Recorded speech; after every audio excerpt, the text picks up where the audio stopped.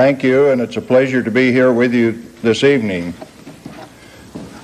Did you know that you are paying 10 times too much for your electricity, and that if you used existing technology, you could have it at a price that whoever generated it could ill afford to meter it because we just flat rate it into your homes at, say, $20 a month? The key to prosperity is to get the government out of the energy regulating business. Insight into why we are overregulated with absurd standards are going to be developed during this talk. And we're going to make some suggestions that we, you, me, can do to regain prosperity. Question: should the public be concerned about safety of nuclear power? The answer is very simple: no. It is inherently safe. The media is misrepresenting the case. The media comes out and they articles like this on the front page of the Oregonian on Mother's Day. A Hanford worker with his mask and his coveralls, a diagram of putting what they called high-level waste 3,200 feet deep into solid basalt. What they have labeled waste are the plutonium resources of the future.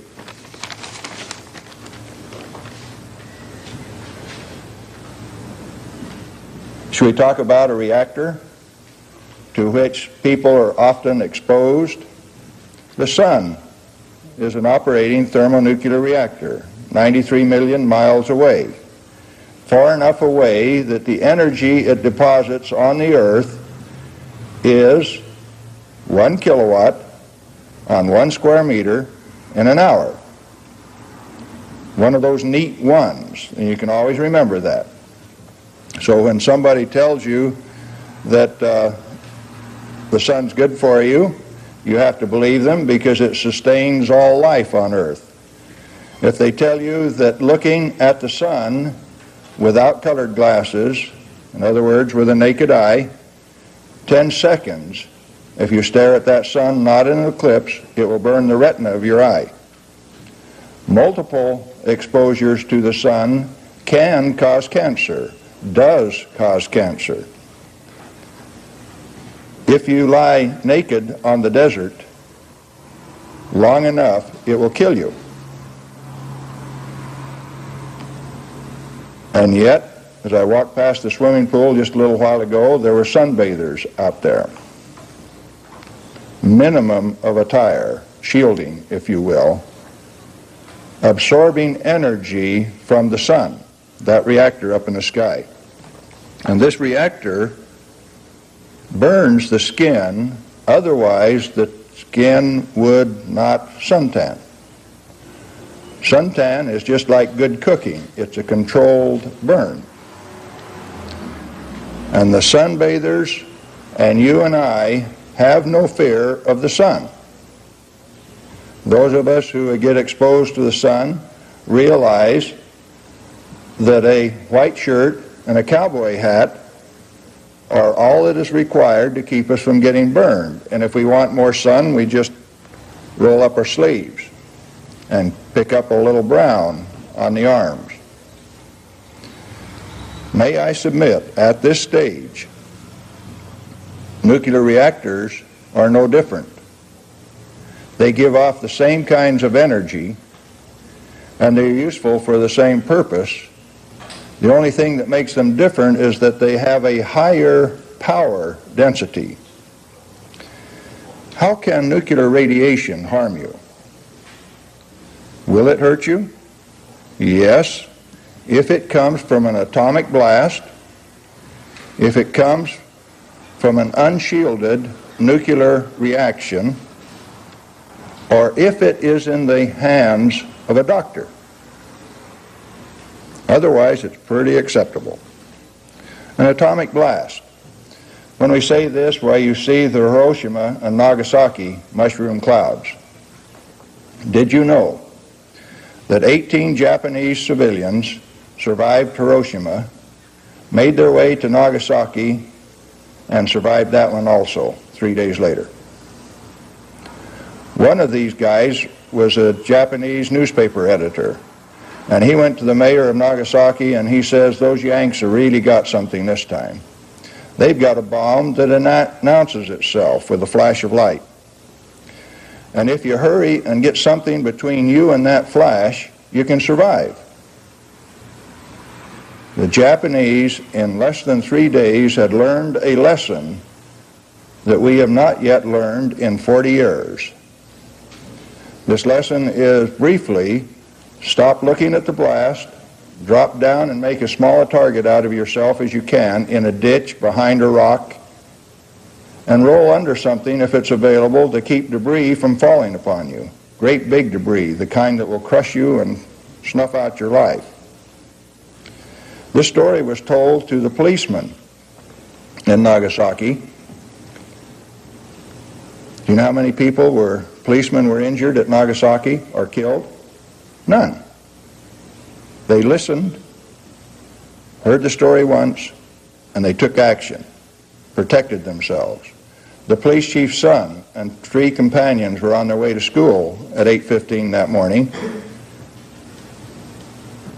The boy saw the flash, grabbed one of his companions, and dove into a shelter. The other 2 boys stood there gawking and were blown away, never seen again. There are the quick and the burn. Light travels at 186,000 miles per second. When you've seen it, you've had it. The nuclear radiation from an atomic blast, when you've seen it, you've had it. There's not any more of any consequence coming. Sound travels at sea level about 750 miles per hour. That's roughly a mile in 5 seconds. So coming behind the light flash at the speed of sound is a heat and pressure wave that's hot, in excess of 2,000 degrees Fahrenheit. And it's going to burn anything that gets in its way unless something deflects it over you. May I submit that what they're doing in Russia right now is a pretty good trick. A fallout shelter, a blast shelter, or whatever you want to call it in Russia is just a slope-sided trench with railroad ties across it, not spaced so closely that you can't run and dive headlong into this thing to protect yourself.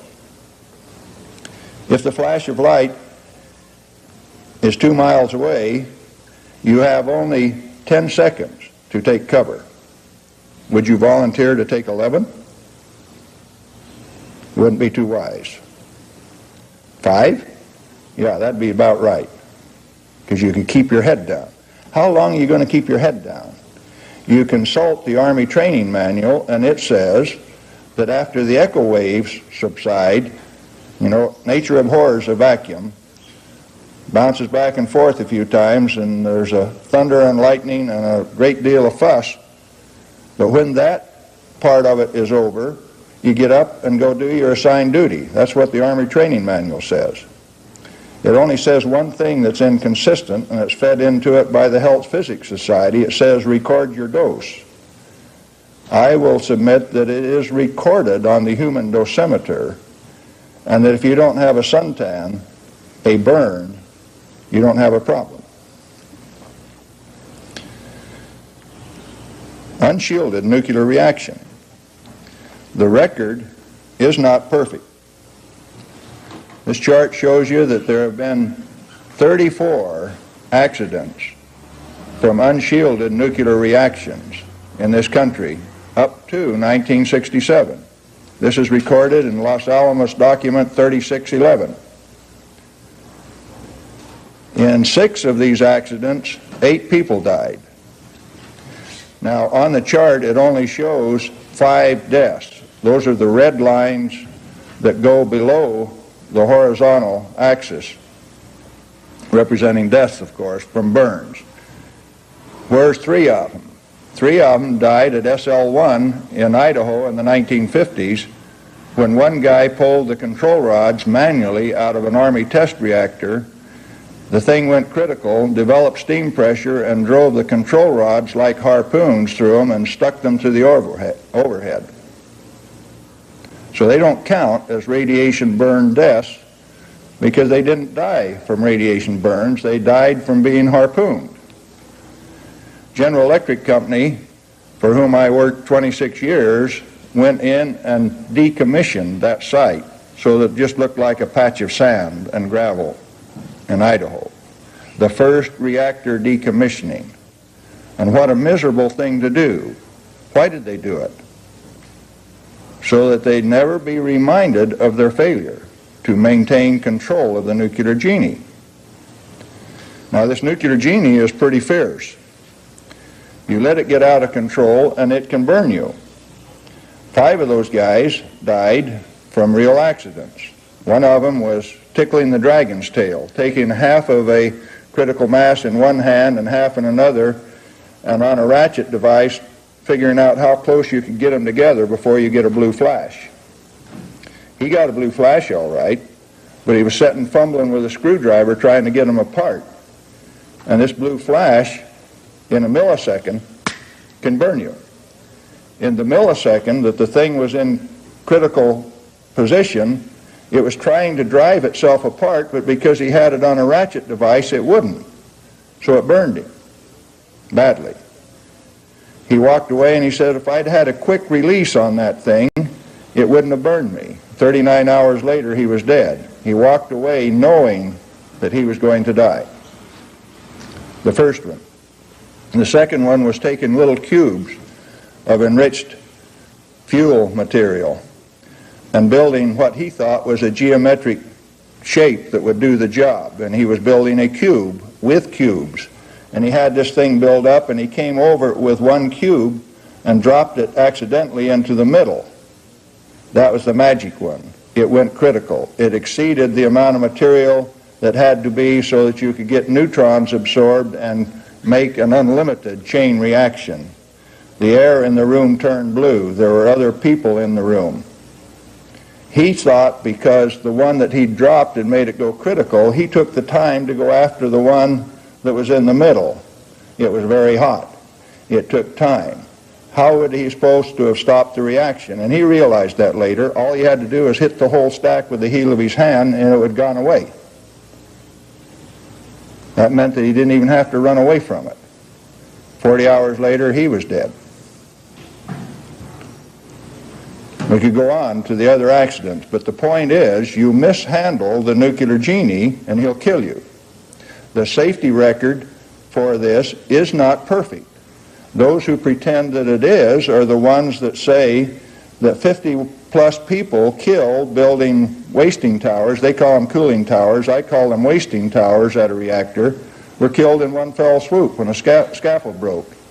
And they said that didn't have anything to do with nuclear power. Oh, it didn't? That's the device that the opposition used to throw over 50% of the heat away without using it. You bet it has to do with this thing.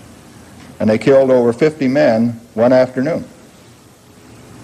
They don't talk about it, do they? The sun can burn. All you got to do is go out there without a white shirt on and it'll burn you. Repeated exposures can cause cancer, except that daily exposure is required for good health. What are you then going to do about Navy nuclear submariners who run submerged for months on end? What are they going to do? They have in a package a reactor that 2 of us could reach around, fueled with fully enriched uranium.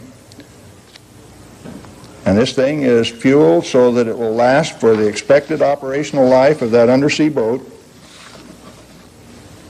17 to 20 years. It will run at speeds in excess of 35 knots submerged.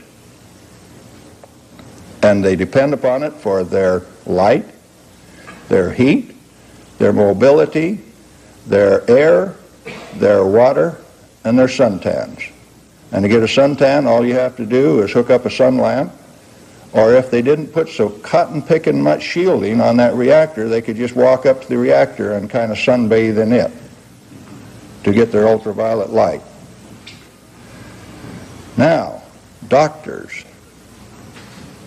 Doctors burn people to cure cancer in cobalt therapy centers. If it doesn't burn, they don't cure cancer. I have a sheet of paper here of a Federal Register where they gave a person who had just had a lung removed 5 shots. They were to give them 5 shots of 400 R each. Now look on the chart to realize how much 400 is, and realize that the scale is marked off in logarithmic functions. 1, 10, 100, 1,000, 10,000.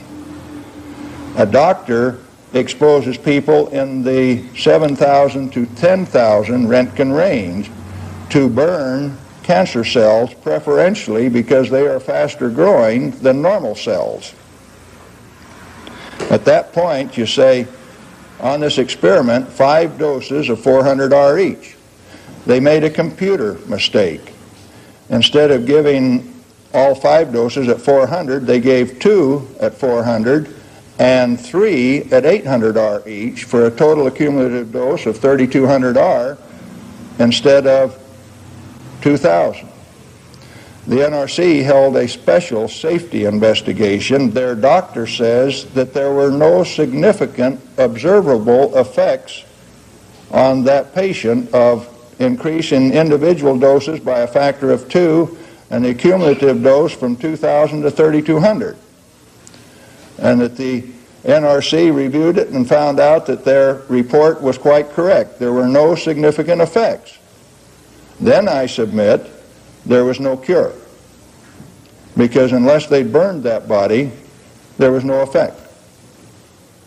In 1967, I attended a seminar in Berkeley that was taught by Bob Stewart from across the bay. Can't even think of the name of the university. Stanford. And Bob had some pictures of women who had been treated for uterine cancer with strong bursts of gamma energy delivered in a short time, to the point that they would burn. And there were several women in the group, and we just had a fine buffet dinner. And when the women saw these pictures, a good fraction of them went outside and regurgitated their food, because it made them ill just to look at the burned purple skin on these women who had had cancer cured. Now, since gamma is preferentially absorbed in the skin on the surface, like suntans now, and because it's the shortest wavelength, highest frequency of the ultraviolet spectrum, then if you get enough dose deep enough in the body to burn, you're going to burn the skin, maybe even turn it purple, to cure what's deeper inside the body. If you don't want to do it that way, then you go to radium implants like the old doctors used to, and I find out that some of them still today use that technique. Now, you can get burned how? In an atomic blast, in an unshielded nuclear reaction, or at the hands of a doctor, for which you get to pay with the approval of the Federal Drug Administration and the American Medical Association. What about if you're a non-nuclear worker, just ordinary people, around an island like 3 Mile Island in the Susquehanna River near Harrisburg, Pennsylvania in 1979? Should you be afraid? The media went in there and blew that thing entirely out of proportion. They had people evacuating as far away as New York City to get away from that. And yet I submit that Jimmy Carter and his wife, going there a week later, did not display courage. If it was as bad as to have all the people that lived around the island evacuating, what was the President of the United States doing in that control room? The stage show on TV called Saturday Night Alive saw through that whole sham. The writers wrote the Pepsi syndrome. Remember it? They had it. It was all pretense. There is nothing wrong with that reactor that a skilled, dedicated crew couldn't have turned around in 2 to 6 weeks and put it back online. in April of 1979. 6.5 years later, almost, it's still offline. Sitting next to it was 3 Mile Island 1, a perfectly operable reactor down for refueling. It's still down for refueling. It's been fully staffed, fully fueled, fully operable for 6.5 years, and it's never generated any power. It's a net consumer of power and dollars, roughly $1 million a day for TMI 1, another $1 million a day for TMI 2, for 6.5 years. Somebody figure that out for me and tell me what it is. It's a whole lot of dollars. Do you know how they replace the power? They buy it from Ontario Hydro in Canada at 80% of their cost of generation and sell it for 120 to 125% of what it would cost them, with the approval of their Public Utility Commission. How can they afford to leave 2 reactors already operationally tested down for 6.5 years? Good question, isn't it? On that particular point, the company for which I work, E.J. Crosby and Associates, volunteered to go in and pull the core on that reactor, lay it out on the deck, because 6.5 years later you can handle it barehanded. Just lay it out on the deck and demonstrate to the world that there's nothing wrong with that reactor. I made that observation that that was the case in 1979 to Battelle Memorial Institute, for whom I worked at the time. They said, oh no, 20% of that core is just mangled. No, they took the head off that reactor on the 24th of July last year. They looked down into perfectly clear water, and guess what they saw? A reactor that hadn't been physically damaged at all, other than to have a few fuel pins burst. It's not melted. The fuel is removable. And so I'm going to go to Congress and say to them, if that fuel is like I said it was 6 years ago, remotely replaceable, I get to keep the fuel. You need to give me a few $1 million to pay for this little exercise, and you need to give me permission to go in there and do it. My company, E.J. Crosby, and I have access to the Lower Columbia Basin Search and Rescue Unit, 15 trained scuba divers, and we'll go in there and we'll pull that fuel out by hand, this long since shutdown, and put it in buckets, if that's where you want to see it. But we get to keep the fuel, and if it's really like I say it is, we get to keep the whole island. And if we have the whole island, we'll show you how to run it. How will we run it? At 100% available power. In other words, run it over nameplate rating enough days out of the year that while we're down for refueling, it still won't put it below 100%. If you think that the island is too contaminated, we'll turn on the fire hose and flush it down like the Navy does its ships at sea. Wow. Can you imagine what trouble I'm going to get into when I go to Congress with that one? Now, ultraviolet light energy is preferentially absorbed in the skin. If you ingest it, it's supposed to burn you, be harmful to you. In Brazil, tomatoes grow on monzonite sands that have high thorium content. It turns out that these tomatoes, if you slice them, that come from Brazil, and you lay them down on a film packet, they'll take their own radioautograph. Does that sound like what that neat woman, Marie Curie, did a few decades ago? That's what she did. She had a rock like this, and she laid it next to some film, and when she developed the film, it was smudged because it had been close to a rock like this. Marie Curie did that a number of years ago. Here we are, all of these decades later, hanging film badges around radiation workers to tell when they've had too much exposure. Oh, isn't that great? Can you imagine what happened in the fall of '76 when I went back to Hanford after running an ore buying station in Colorado where we handled rocks like this every day, and I didn't take my pet rock out of my pocket, and they hung one of their film badges on? We burnt that film badge black in less than a week. Who had the highest exposure in Hanford on the fall of '76? I did. You know what they did? They assembled an August review board of 5 managers, and they decided that since I didn't get that exposure doing work out there, that they'd write my total whole body exposure for 25 years of work to 0. I interrogated the computer, and that's the way it came out. Okay. There's a story available, I hope it got passed out, on They Also Serve, which is the effect of hanging these kind of dosimeters around somebody's neck and saying, go maintain that reactor. I'm going to tell you that such things as that are ridiculous. Now this chart over here says that 60 R per hour delivered to living human cells, the human cells self-repair during the time of exposure. Those who don't make it die. Those who self-repair live. Then I'll submit that 60 R per hour is the lower level of concern. The federal regulation is 60 micro R per hour for off-site dose from a reactor. That's 1,000,000 times less than that has no effect on human cells. Then we rapidly get to the conclusion that the federal safety regulations are absurd. They are meaningless, except that they cost us free use of the nuclear option. They are 1,000,000,000 times too conservative.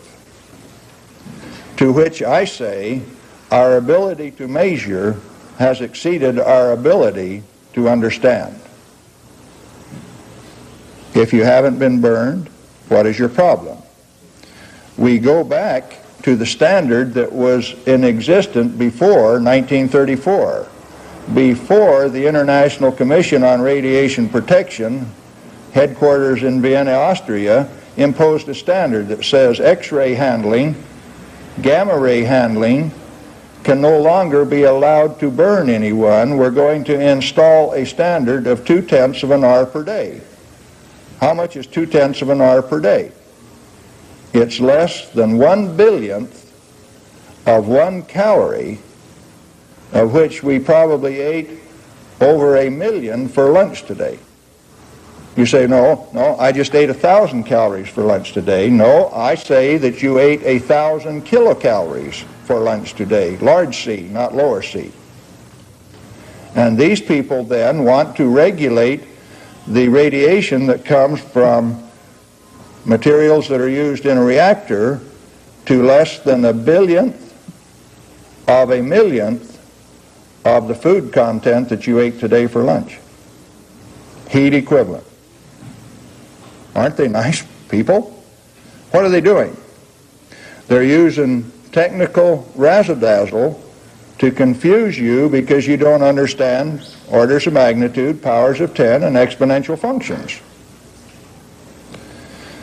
The safety standards have been set at the level of detection, not at the level of hazard. And we've let them get away with it. Them, who? The majority of the Congress, all of the people in the bureaus of the government.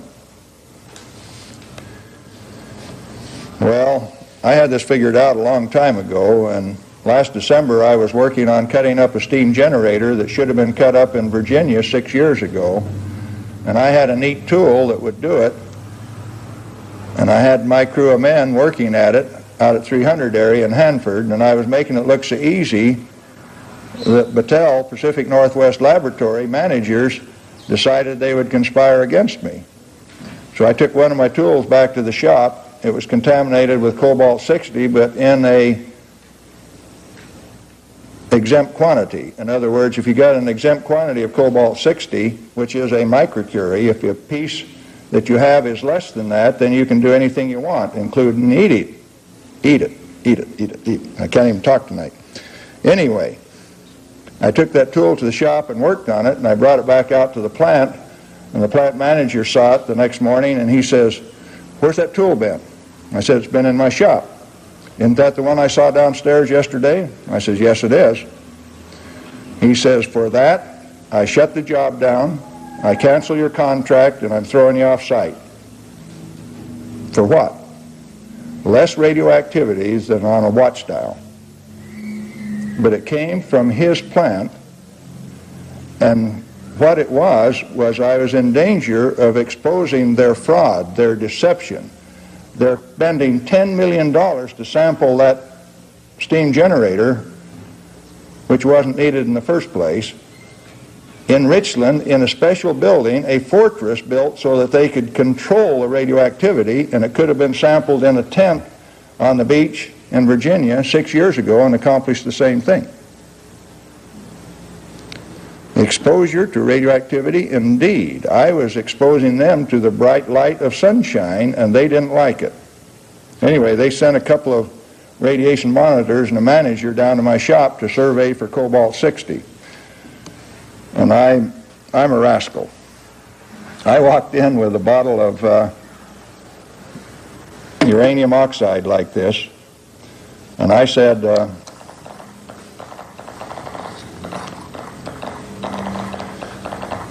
poured some of it out in my hand like this. "Oh, we got to play a couple of games first. See what it counts through the bottle?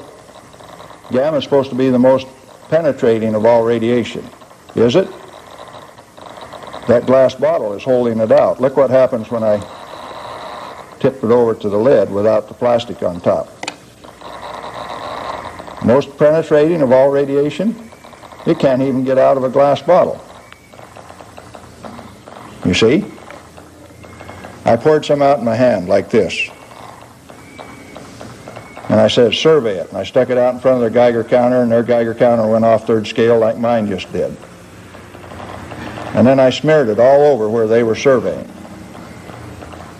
And he complained, and I says, "Don't complain to me. You got 100,000 times more than you had before. Just get back to your surveying." And I poured some out in my hand like this, and we got into a tiff about whether ingestion of it would hurt, and I did differently than I'm going to do now, but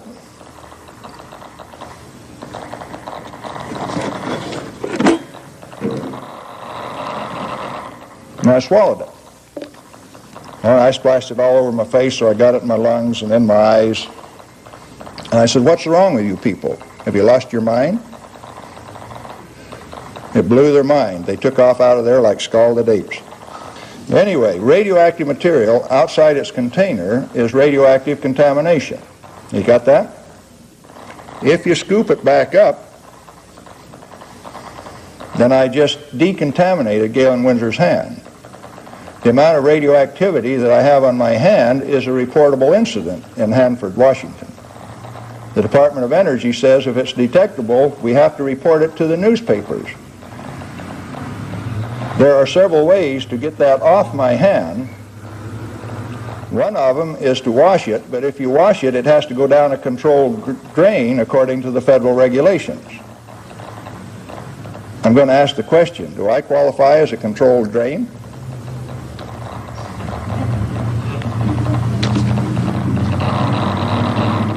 Must be.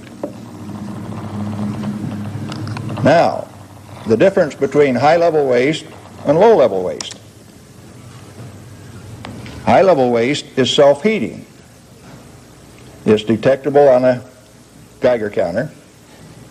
I submit that I am not low-level waste because I am self-heating and I am radioactive. The federal regulations require that high-level waste be buried 3,200 feet deep in basalt.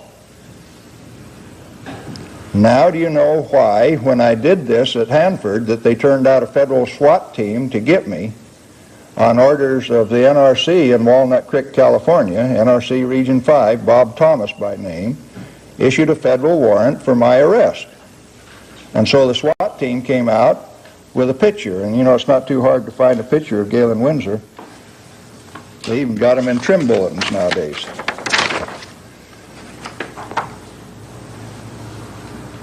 It said on there, "This is an irrational individual." He poses a threat to our security. Take him at any cost. How did I pose a threat to their security? I was taking a hot sword called truth, and I just poked it in their hot air balloon. And their fraud was about to be exposed, and that worried them. The state of Washington sent 2 of their Gestapo agents, they call them radiation protection people, those that would keep us from using the nuclear genie, over to audit Battelle's survey. They came into my home and they said, "We are here to confiscate your uranium." And I said, after I'd given them a little demonstration, "The only way that you'll ever get to touch my uranium samples again is with a court order." They went to get the court order. They never got it. I told their boss where to go via my state representative, Ray Isaacson, who had been handling uranium and plutonium and fission products with me for 35 years. Ray's been fighting a losing battle in the legislature in Washington, and I've been fighting a losing battle in Illinois for years. Ray took the position a long time ago that low-level waste are just ordinary material. If they are less than economically recoverable amounts, then you just flush them down the sewer or throw them away in the dump. He did that in 1981 in the state legislature, made a big presentation on it, got all kinds of backing, and they never did anything with it. And the next year he never even made the presentation because somebody got to him and hit him over the head and says, you don't do that. Now let me tell you a story about low-level waste. If you declared it non-hazardous and just threw it away like that, all you'd have to do is sit still and listen to see who howls the loudest. The truckers who get paid for hauling it across country at 32 cents a ton mile, which is a fair rate of pay, incidentally. That's what it was 5 years ago. I don't know what it is now. Or the people who conceal legal evidence in 55-gallon drums by hanging a radioactive sign on the side, yellow and magenta, filling out a radioactive shipment record by one RSO, radiation safety officer, and dumping it into a federally mandated non-inspectable system. I'll tell you that organized crime uses that of getting away from their evidence, from that would convict them. It outmodes concrete overshoes in the Chicago River by a whole great big bunch. Low-level waste is a tool of those who oppose progress in total. They're backed up by a legal system and regulations that don't make any sense. Proliferation control of weapons. Remember when the Israelis took out a reactor in Iraq? They had fully enriched U-235 supplied by France, and they were accused of going to take that fully enriched uranium, put it into a reactor, convert it into plutonium. They were going to recover the plutonium and make weapons out of it. Now, anybody that believes that that's what Iraqi was going to do with that fully enriched uranium doesn't know that fully enriched uranium makes a better weapon than plutonium does. I will submit that 4 years ago over South Africa, that flash over Madagascar was a fully enriched uranium bomb made by the South Africans by laser isotopic enrichment techniques. And if South African can do it, anybody else can. They're a slightly disorganized nation. They got political problems. If they can gather up the resources to make a fully enriched U-235 weapon, then where does Jimmy Carter get off saying you can transfer fully enriched U-235 to India, but you can't transfer them any plutonium, because if they get plutonium, they'll make a weapon out of it? Ridiculous. Now, if you're going to control bombs in the hands of terrorists, then obviously you're going to ban all of the uranium on Earth and all of the lasers.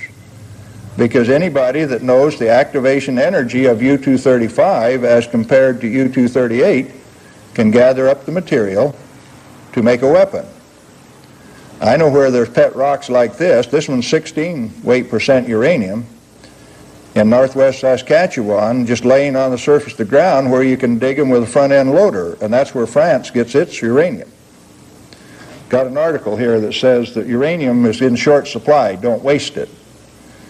By 1965, we had enough uranium stacked as UF6 at Paducah, Kentucky to last us from now on. It was 1975 when I was running a uranium ore buying station, and I couldn't figure out why GE gave me $6 million just to buy uranium when there was already enough out of the ground.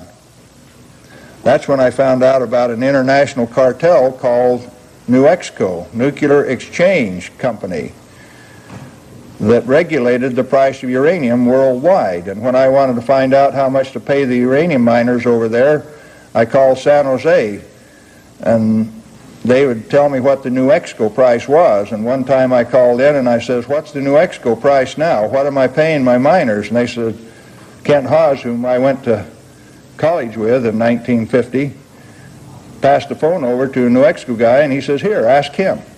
In other words, I had the head man on the phone calling from Colorado to find out what I was supposed to spend GE's money on.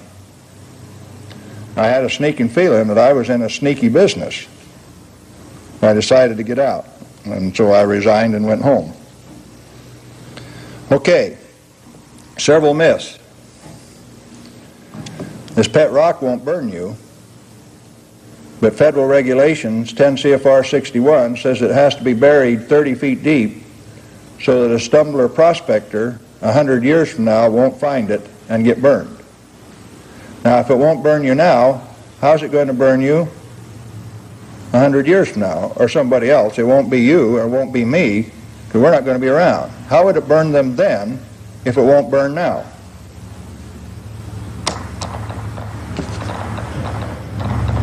If gamma is the most penetrating of all radiation, how come it doesn't count? How come it doesn't count very much as compared to how it counts right there? You suppose they've been lying to you? They've been misrepresenting about this energy that comes off here? I'll bet you they have.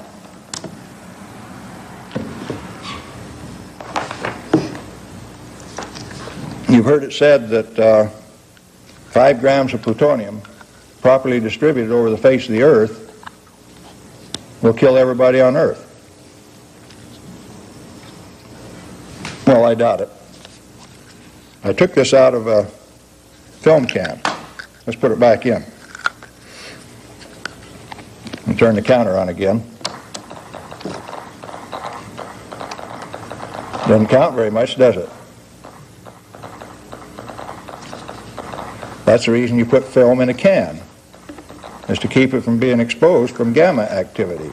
You'll find out the Department of Transportation rules say you got to protect film and people to the same standard. That's ridiculous.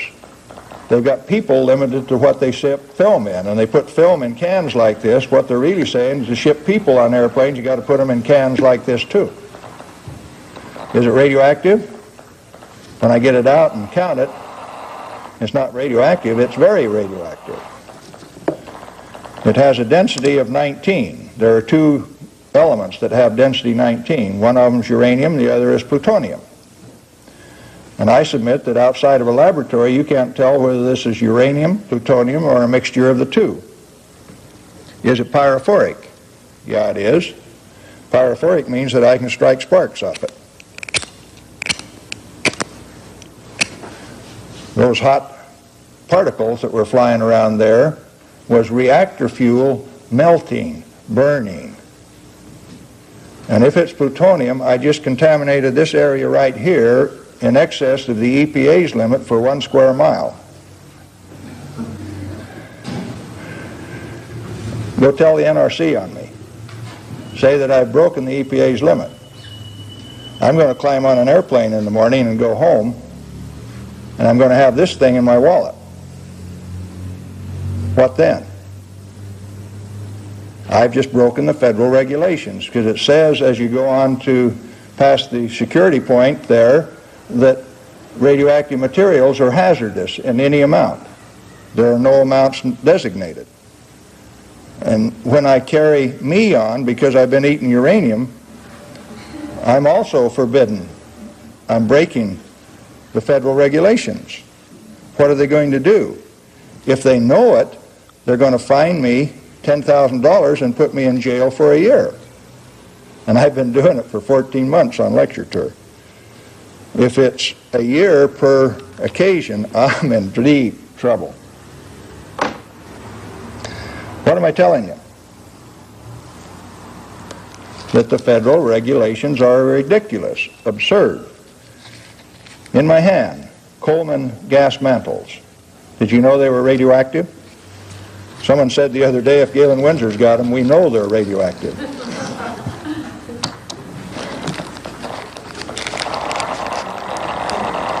What do you do with a Coleman gas mantle?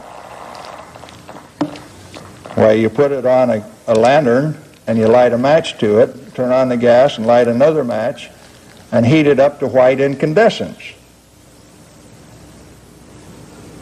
And if, while it's off, the children reach their hands in and macerate the mantle, what you do is you whop the children on the bottom,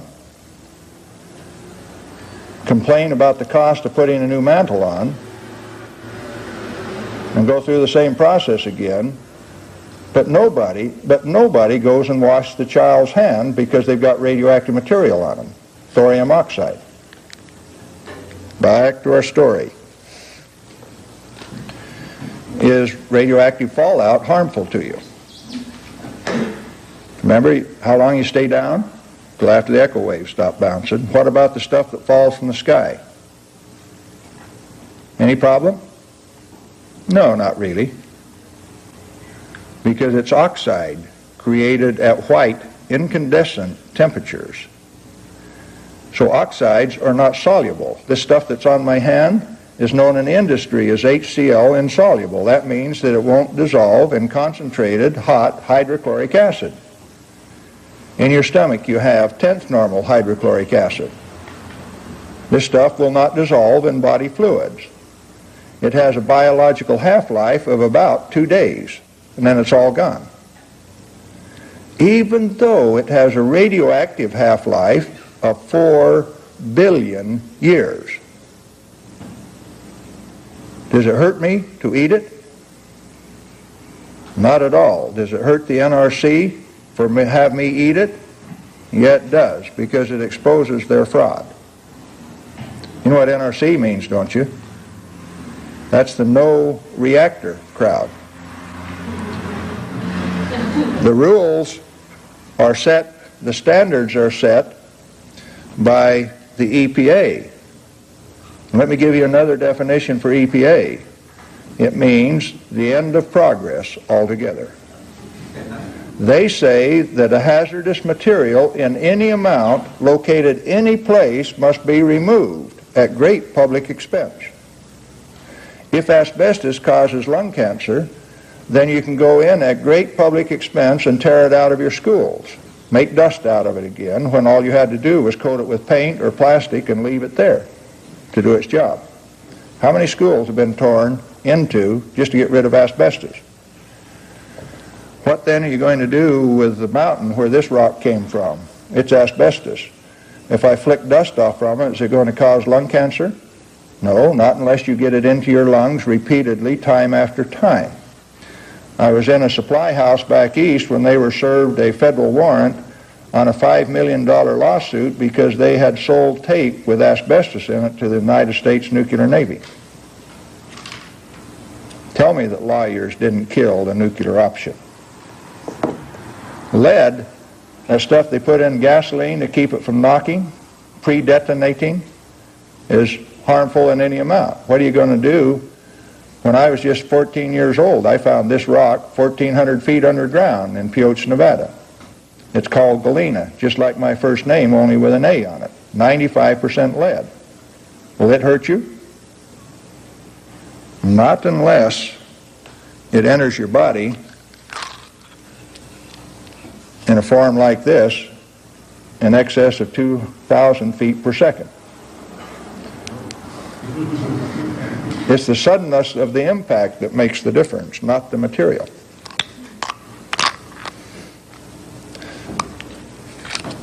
This piece of lead my son took out of a human body and gave to me. That's called dying of lead poisoning.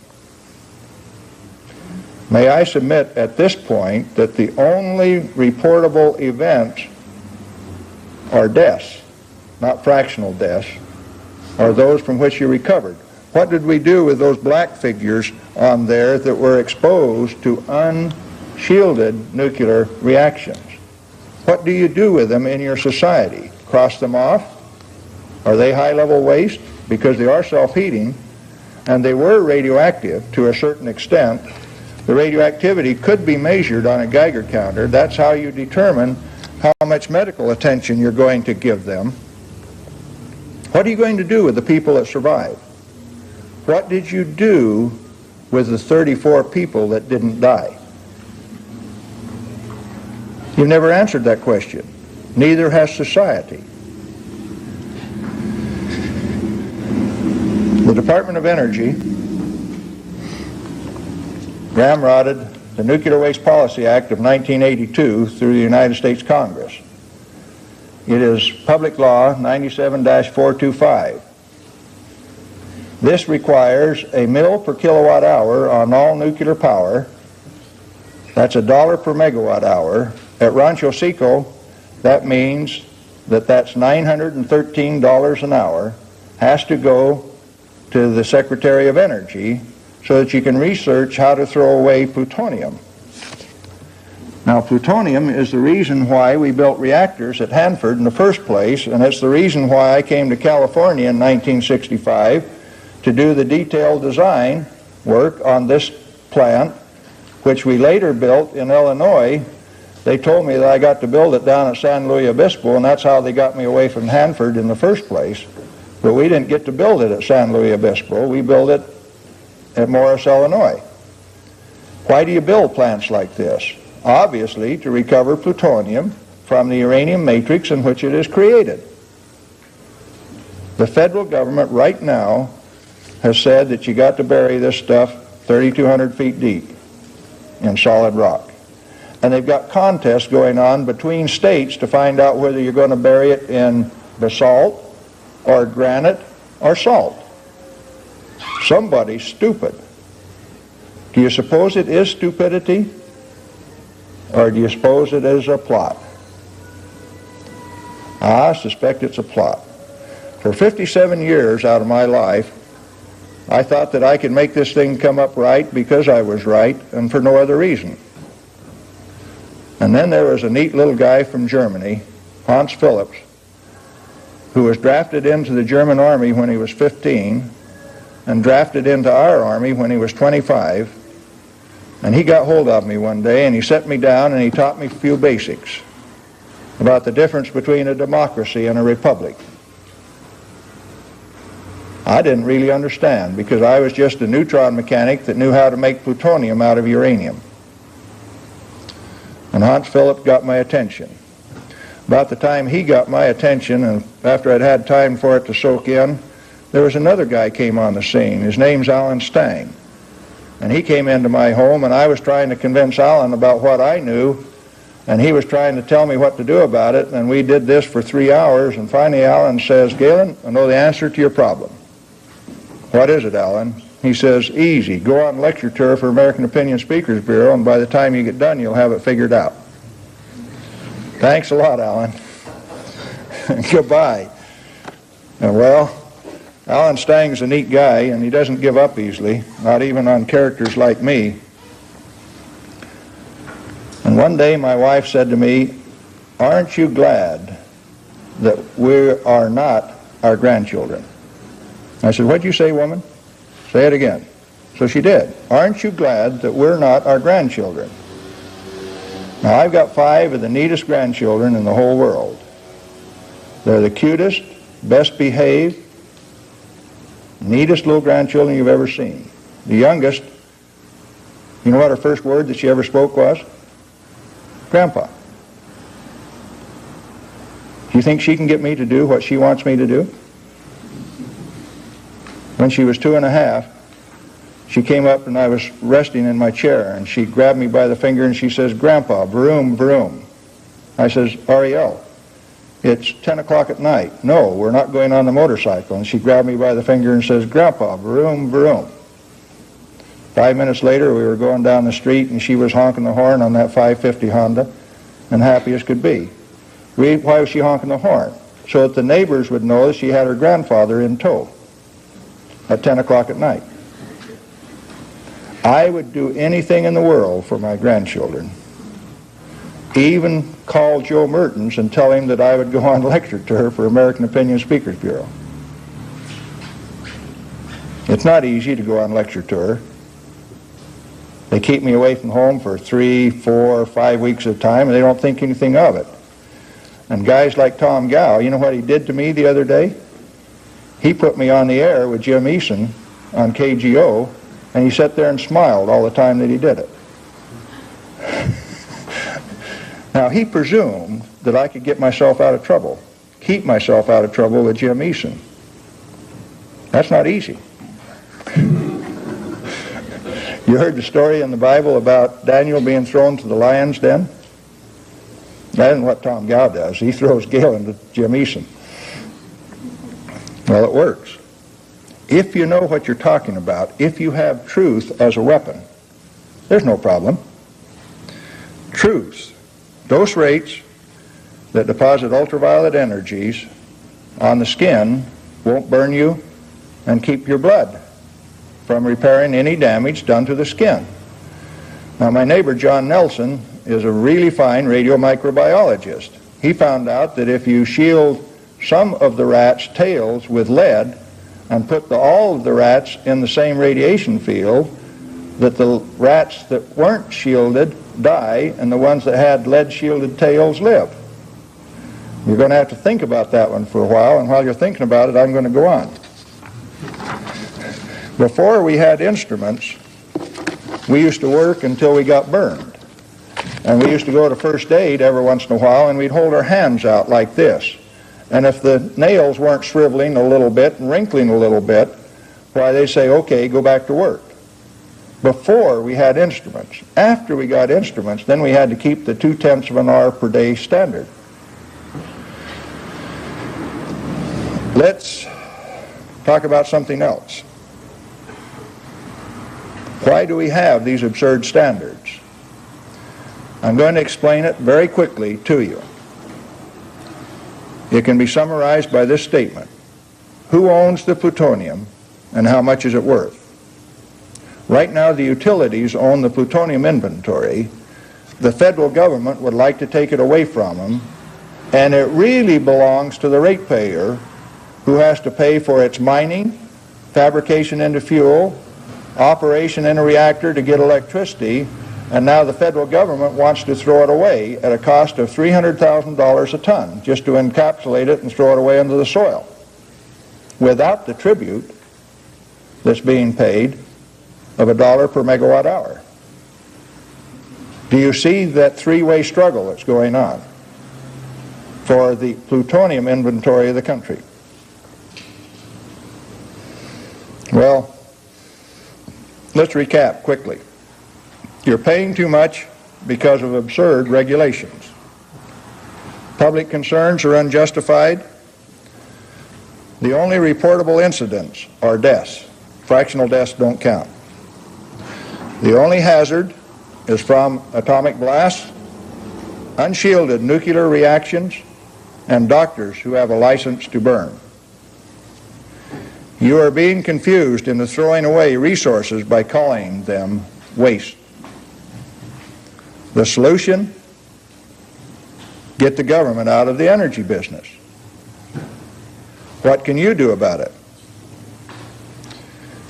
You can write to your congressman and tell him that you're not happy that nuclear reactors are not run with greater than 100% availability. You're unhappy because it takes Diablo Canyon 17 years to be completed. They didn't complete Diablo Canyon once, they completed it 3 times. And there was a moving regulatory standard. Tell him you're unhappy about moving regulatory standards. Now, if you need information, why you reference some of the things that Galen does, but you don't have to have my expertise. You can take a trim bulletin and wave it under their nose. Now, if their voting record is good, like Stump's was in Arizona, he had 100% conservative index. He liked trim bulletins around where he was when he came back into his district. But Mo Udall, who was the guy that originated that Nuclear Waste Policy Act, with a voting index of 4, he gets red in the face. You understand the difference? Mo Udall does now too. When you get around to replacing guys like Mo Udall with somebody like Stump, and I don't know your congressman's name, but if he has less than 100% on the voting index, he can do better, and you use a trim bulletin to get him to do better, yeah, you can do that.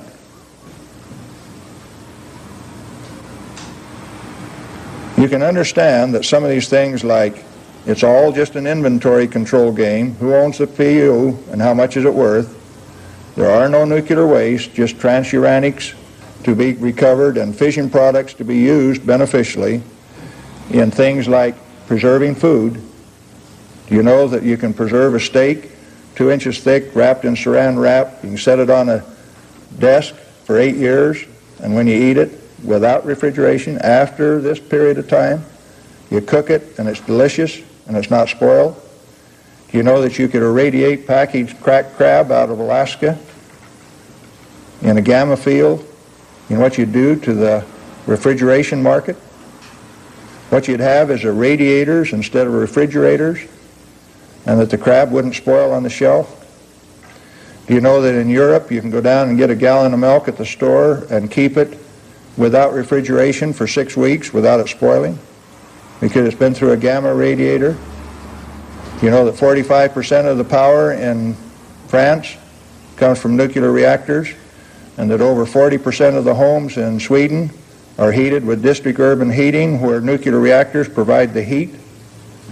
And what do we do with that heat? We waste it in cooling towers.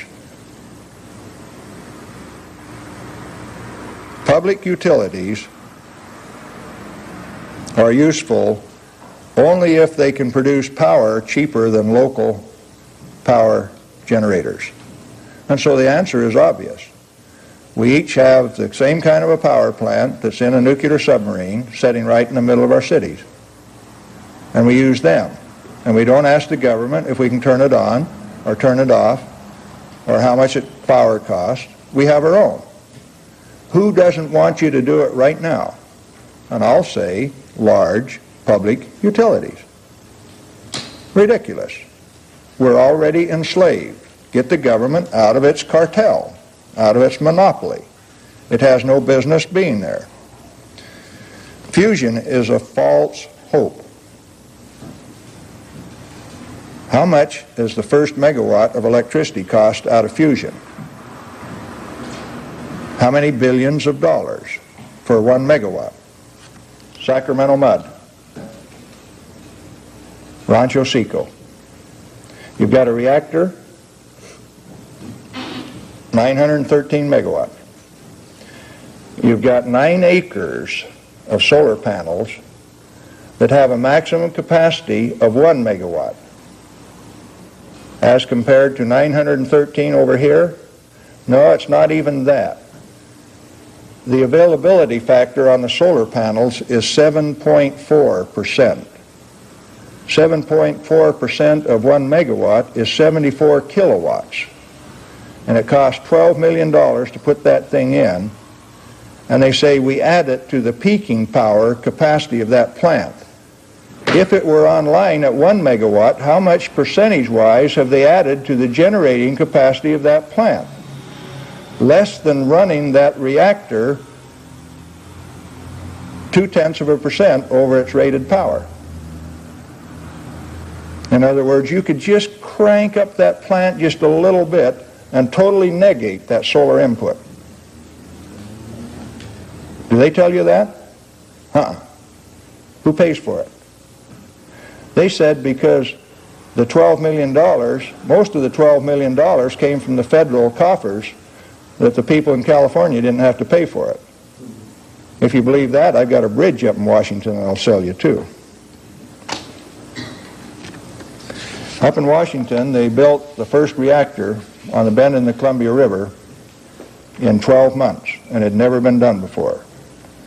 From sagebrush and sand in September 1943 to nuclear steam in October 1944. And we recovered enough plutonium in the Manhattan Project to meet the weapons needs, plutonium weapons needs of the country for the expected future 10 times over by 1965. All the time that we were doing this, we were shipping all of our technology, all of the material to Russia via Fairbanks, Alaska, Great Falls, Montana, in U.S. Air Force planes in 1944 under the auspices of Harry Hopkins and Franklin Delano Roosevelt. And it makes me hurt inside when I see guys right now prosecuted, run out in front of the public for selling naval secrets to the Russians, when in this case, I think they just gave them away. The President of the United States. Major Jordan's diary. Have you read it? Don't walk out of the room without a copy if you haven't read it. Okay. What are you going to do about it? How are you going to think? One thing, you go to a reactor for safety and food preservation, for protection. Don't get caught evacuating like the NRC wants you to do unless you can do it in 10 seconds. Because unless you can get cover in about 10 seconds, it's not going to do any good when you see that bright flash. Is fallout going to hurt you? No. And if you haven't been burned, what's your problem? You're going to stand around and complain about detectable radioactivity? If you run all of the big nuclear power plants in this country at greater than 100% availability, guess what the big public utilities would have to do? They'd have to have a sale on electricity. And so what you can do is petition Congress for immediate rate decrease to 1 cent per kilowatt hour as a starter, free from public utility control. How many of you recall the scripture, Ezekiel 33? You post a watchman on the wall, and if he sees a threat coming and he sounds the alarm, and the people hearing the alarm do nothing and they die in their sins, their blood will be upon their own head. But if the watchman fails to sound the trumpet and the people die in the sin, their sins, then their blood will be required upon the head of the watchman. If I am a watchman, and I am, guess what I just made you? Watchman too. May I suggest that you have not met your commitment as watchmen until you've warned as many people as I have here tonight.